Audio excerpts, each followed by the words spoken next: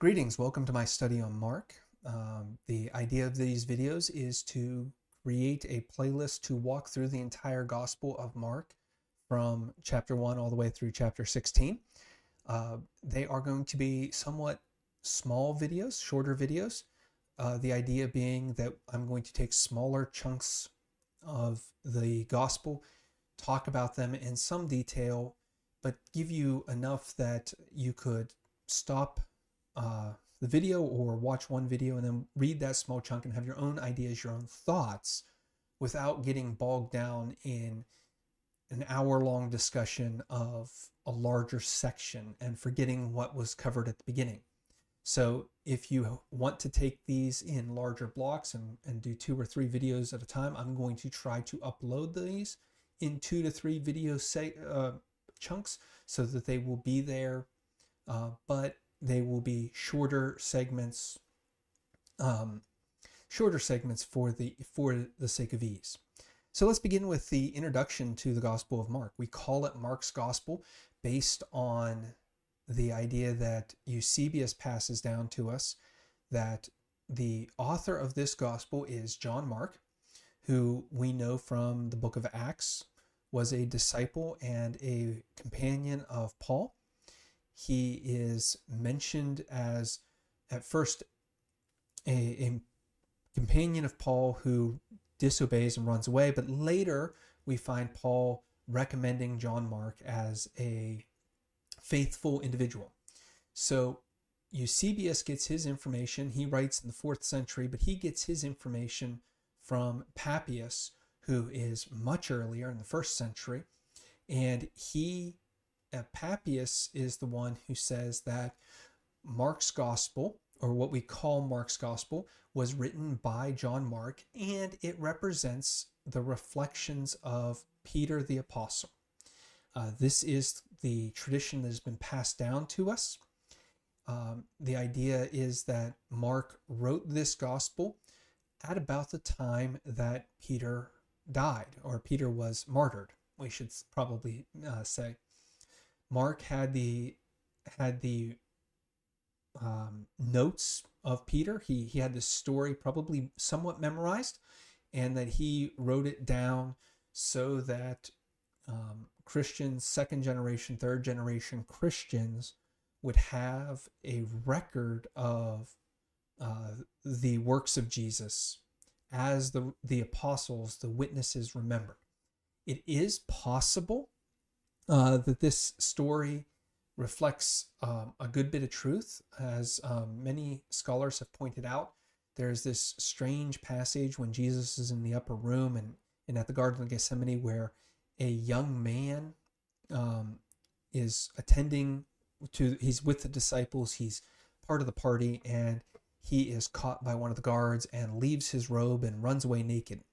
And church tradition has always said that that is Mark, and that Jesus's Last Supper was held in the home owned by Mark's parents, and that he was part of those events. Even if he didn't understand them or remember them the way Peter did, he was at least present as a young boy, probably an early teenager at the time, when the events happened. So that's a little bit of background on the tradition of Mark's Gospel.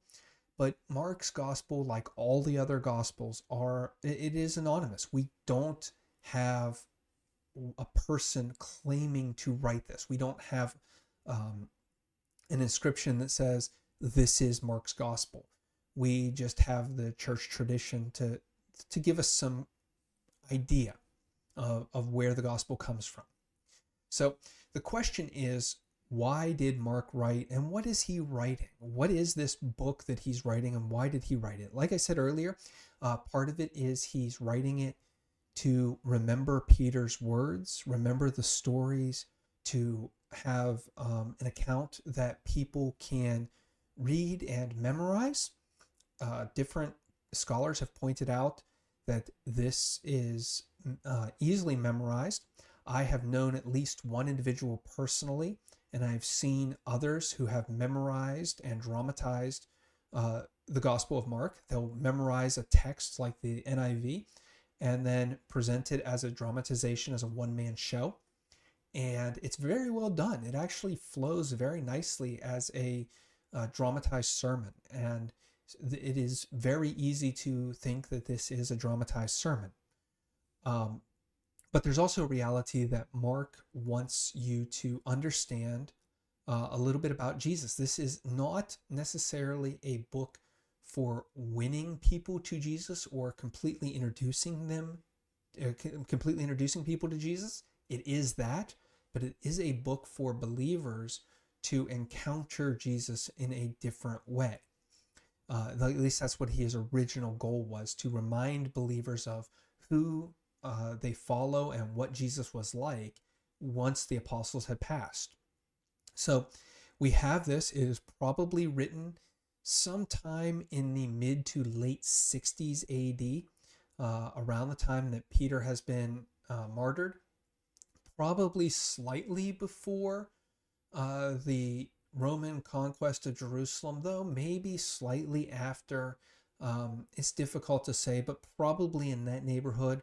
It could be slightly earlier, and Peter having a little more say in the writing of the gospel, but it's probably best to just stick with the consensus among scholars and say about 65-ish AD for the writing.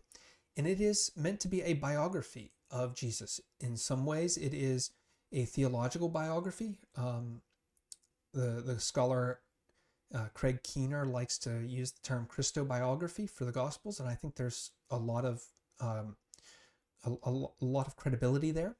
This is a type of biography that is not just about what happened when. It is also meant to push your thinking in a very specific direction. There is a little bit of Mark saying, I want you to have a certain outlook about Jesus and follow me on this path and see if you can come to the same conclusion that I do. It's amazing, though, the themes of Mark. One of them is, even though he wants you to come to this knowledge of who Jesus is, there's a certain level at which Mark hides who Jesus is. He doesn't come out and say who Jesus is. He reveals it to you over the course of his gospel, so that at the start you're kind of going, well, who is this guy who just appears on the scene? And at the end, you are going, you're looking at the centurion who says, surely this is the Son of God. And you're saying, yes, he is. And we'll get to more of that later. But there's this idea of Mark keeping Jesus, what they call the messianic secret. He's keeping that secret, hiding it the way Jesus seems to have hidden it from the first people he encountered. In other words, the disciples, the people around Jesus, they all were gradually revealed, or Jesus gradually reveals himself to them.